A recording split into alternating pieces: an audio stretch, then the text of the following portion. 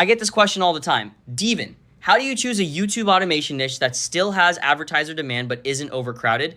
Use a simple 3 filter test. First, check buyer value. Ask, does this niche attract people who actually buy expensive or recurring products? Software, business services, education, legal, home improvement, certain health categories, those usually have stronger advertiser demand than celebrity clips, memes, or random motivation compilations. Second, check competition structure, not just channel size. Search 15 to 20 topics in that niche. If every result is dominated by giant personality-led channels, I'd pass.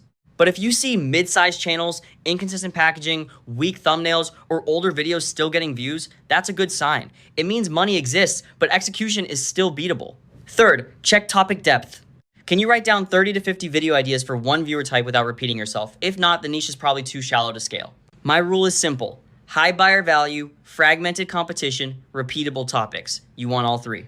If you only have 1 or 2, keep looking. And if you're testing multiple niches at once, Satura is useful for organizing the research, scripting pipeline, and comparing which niche can actually scale cleanly.